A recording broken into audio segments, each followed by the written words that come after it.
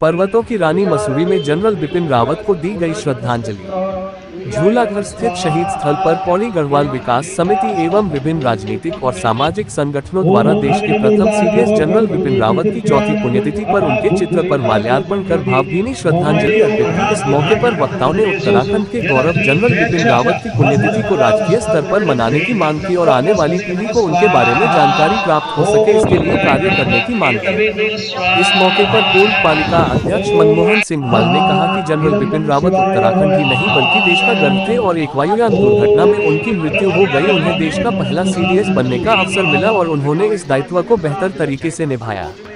शहर कांग्रेस अध्यक्ष अमित गुप्ता ने कहा कि जनरल बिपिन रावत द्वारा किए गए कार्यों को पाठ्यक्रमों में शामिल किया जाना चाहिए ताकि आने वाली युवा पीढ़ी को उनके बारे में जानकारी मिल सके।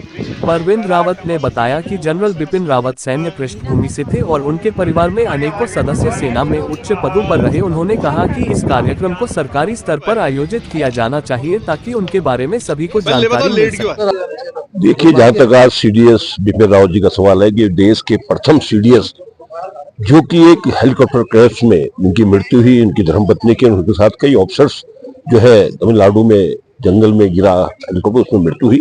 आज चौथा बरस उनकी पुण्यतिथि यहाँ पर जो है एक समिति हमारी लोगों की है जो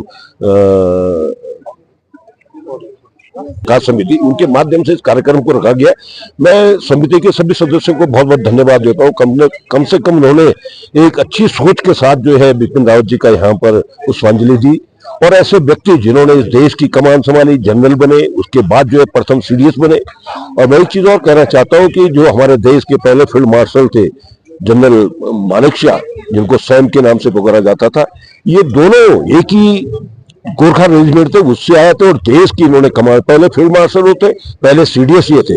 और ये तो कभी कभी विवादित भी होते थे दोनों ही, क्योंकि बेबाक तरीके से बात करते थे, चाहे सरकार से करे चाहे किसी नेता से करे, और बेबाक तरीके से बात करने से ये लोग विवादित में फंसे थे। लेकिन ऐसे व्यक्ति उत्तराखंड से मैं तो धन्यवाद दूंगा उत्तराखंड के उन परिवारों को जिन्होंने दो जनरल हमको दिए। कुमाऊं मंडल से जोशी जी थे, जब उत्तराखंड आंदोलन 94 में चल रहा था, उनका भी ऐसे ही आकस्मिक निधन हुआ।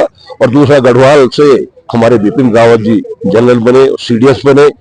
ये एक बहुत बड़ा गौरव है इस भारत का कि जहां से इस तरह के सेना नायक बने जिन्होंने कि इस देश की सुरक्षा के लिए पूरे दुनिया में अपना लोहा मनाया और थल सेना को आगे बढ़ाने का कार्य किया। ऐसे व्यक्ति को हमें आज यहाँ पर श्रद्धासुमन अर्पित कर रहे हैं और उनकी जो सोच देश के प्रति थी, सेना के प्रति थी, हमारे जवानों के प्रति थी, अपने युवाओं के प्रति थी, उसको हमें आज उनके पद चिन्हों पर चलना चाहिए जिससे कि देश का नाम रोशन हो। उत्तराखंड के हमारे जो युवा बेरोजगार है सेना में जाए, सेना का नाम बढ़ाए, यही मैं आज सच्ची श्रद्धांजलि उनको यहाँ पर देता हूँ। ये आपने बहुत अच्छी बात की। जैसे आप सभी जानते हैं कि 4 वर्ष पूरे हो चुके हैं जनरल बिपिन रावत जी की शहादत को, प्रथम सीडीएस रहे।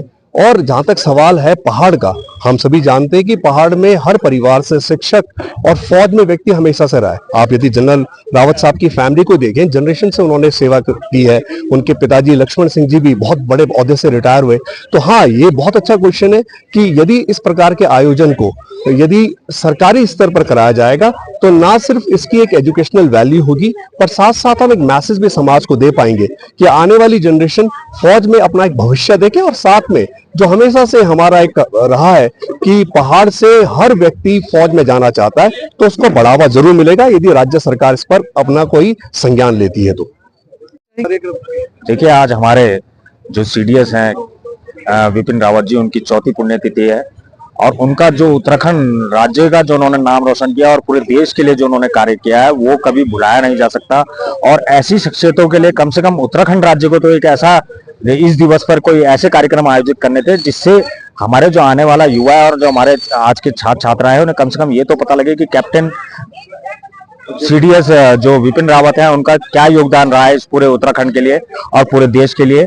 तो कहीं ना कहीं हम लोग ऐसे महापुरुषों को बुलाने का काम कर रहे हैं। कई भी और भी हमारे ऐसे महापुरुष हैं जिनका आजादी से लेकर देश को आज तक यहाँ पहुंचाने में ऐसे महापुरुषों का बहुत योगदान रहा है। तो वहीं उसी श्रेणी में सीडीएस बिपिन रावत जी भी आते हैं। उनका भी इस तरह का सम्मान और इस तरह के इस दिवस पर पूरे उत्तराखंड में ऐसे कार्यक्रम आयोजित करने का दायित्व उत्तराखंड सरकार का है। और मैं उत्तराखंड सरकार से आग्रह करूंगा कि आने वाले समय में जब 8 दिसंबर आए तो सीडीएस विपिन रावत दिवस के रूप में, उनके शौर्य दिवस के रूप में पूरे उत्तराखंड में इसको मनाया जाए। देखिए, इसमें माननीय मुख्यमंत्री के द्वारा जो किया जा रहा है, देहरादून में भी उन्होंने एक श्रद्धांजलि कार्यक्रम रखा गया है।